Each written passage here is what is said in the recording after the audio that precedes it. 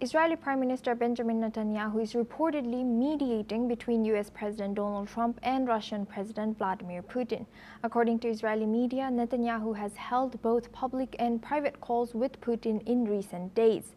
The move comes amid escalating tensions after Trump threatened new sanctions on Russia and ordered nuclear submarines repositioned.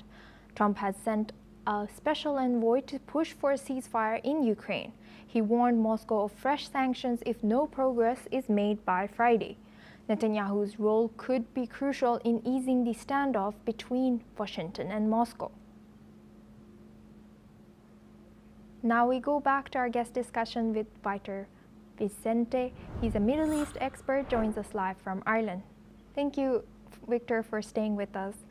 Now, given Israel's complex geopolitical position, why is Israel thinking or pushing for mediation between Putin, Russia, and US?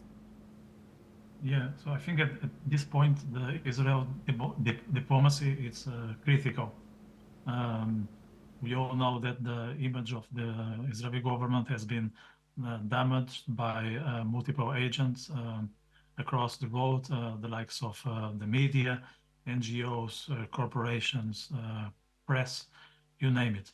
So Netanyahu needs to make a huge effort to maintain relationships with the top leaders across the planet. So it's very positive that he's in direct contact with figures such as Trump and Vladimir Putin, because those guys, they detain a power that probably any other leader detain. So I'm happy to see that he is in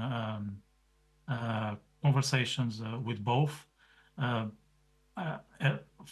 the best of my knowledge, Trump and Vladimir Putin are not as close as they were, say, a year ago, when, or even before, when Trump was elected.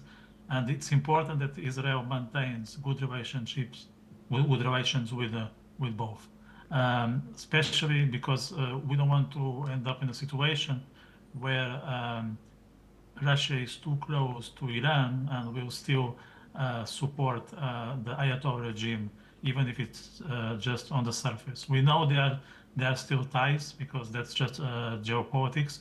But on the other hand, there are plenty of Russians living in Israel, and it's good that Netanyahu reminds Putin of that. Now, I know that some of these Russian-speaking population is not necessarily Russian, it's Ukrainian, and that's something related to the Soviet history outcome. But still, I'm happy that he is out and about, in touch with relevant individuals, and that's key. We all know that nowadays the way that the leaders get on will determine the politics direction. So I'm happy to see Netanyahu in the direct contact with figures as relevant as those two, especially because Israel at this point is very much isolated, and I don't think that is going to change that much, at least in the next 2 years. So if he doesn't get on with Trump and Putin, then Israel will be in a much worse situation. So I hope the efforts will be positive, and the result will be the best possible for the Israeli population.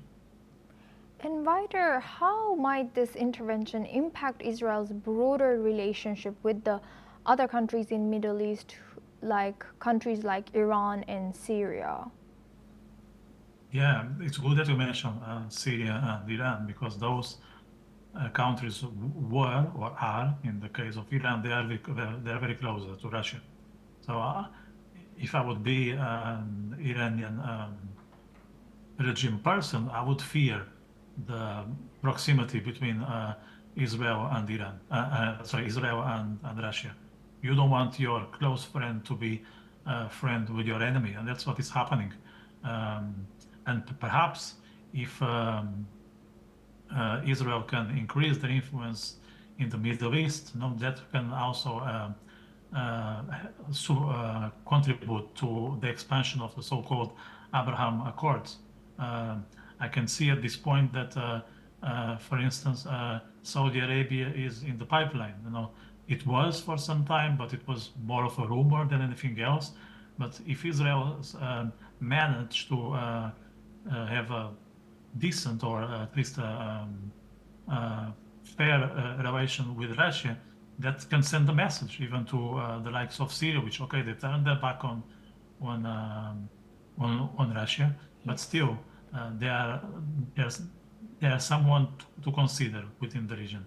So I think if Israel gets along with Russia, that can somehow determine the relationship with the vicinity. Yes, thank you very much, Vitor Vicente, for sharing that. Please stay with us as we